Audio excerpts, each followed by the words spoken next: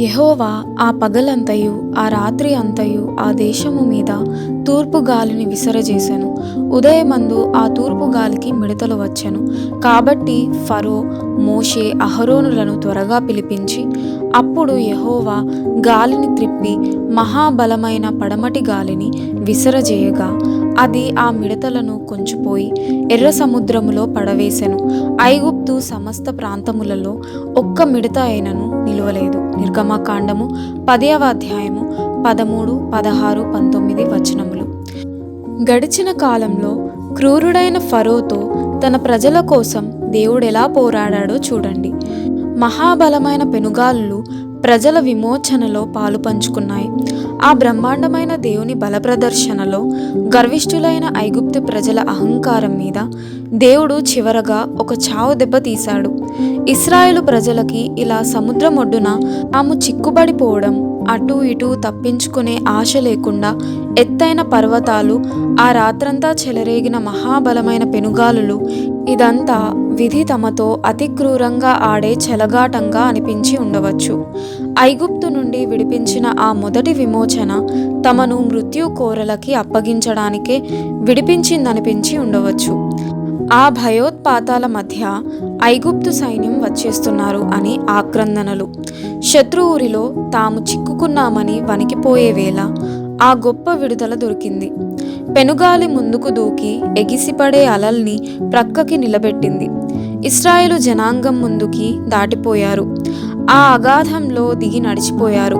దేవుని వాత్సల్యం మూలంగా వాళ్ళ కోసం ఆ సముద్రపు లోతుల్లో వాళ్ళకి దారి ఏర్పడింది. అటూ ఇటూ స్ఫటికం లాంటి గోడలు దేవుని సన్నిధి వెలుగులో తలతలలాడుతూ నిలిచాయి. ఆ నీటి గోడలకు పైగా పెనుగాలి వీస్తూనే ఉంది.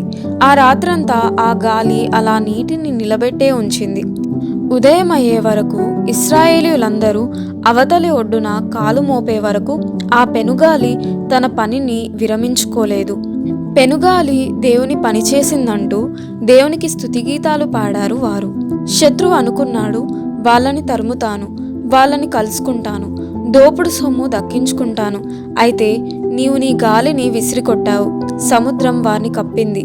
వారు మహా అగాధమైన నీళ్లలో సీసంలాగా మునిగిపోయారు. ఒక రోజున దేవుని దయ వల్ల మనం కూడా స్ఫటిక సముద్రంపై నిలబడతాము. దేవుని వీణలు చేబూని దేవుని సేవకుడైన మోషే పాట పాడతాము. పరిశుద్ధులకి రాజువైన దేవా, నీ మార్గాలు న్యాయమైనవి అంటూ గొర్రెపిల్ల పాట పాడతాము. పెనుగాలులు మన విమోచనకి ఎలా తోడ్పడినాయో గుర్తు చేసుకుంటాము. ఈ విచారం నీకిప్పుడు అంతుబట్టకపోవచ్చు, కానీ తరువాత నీకు తెలుస్తుంది. భయం, బాధలు నిండిన ఆ రాత్రిలో బెదిరించే శత్రువు ఎలా కొట్టుకుపోయాడో. ఇప్పుడైతే జరిగిన నష్టాన్ని చూస్తున్నావు, కానీ చెడుతనం నీకు సంకెళ్ళు వేయబోతుండగా ఈ నష్టం ఎలా నిన్ను కాపాడిందో తరువాత చూస్తావు. భయంకరంగా వీచే పెనుగాలుల్ని, ఉరిమే మేఘాలను చూసి ఇప్పుడు బెదిరిపోతున్నావు, కానీ అవి నాశనపు సముద్రాన్ని 2 పాయలుగా ఎలా చేసినాయో, వాగ్దాన దేశానికి ఎలా దారి చూపినాయో తరువాత చూస్తావు. ఉధృతంగా గాలి వీచినా, ఈదర గాలి విసిరి కొట్టినా నా మనసు మాత్రం ప్రశాంతంగా పాటలు పాడుతుంది. తరంగాలపై వెళ్ళేది నా దేవుడేనని, ఏ ఉపద్రవము రానే రాదని.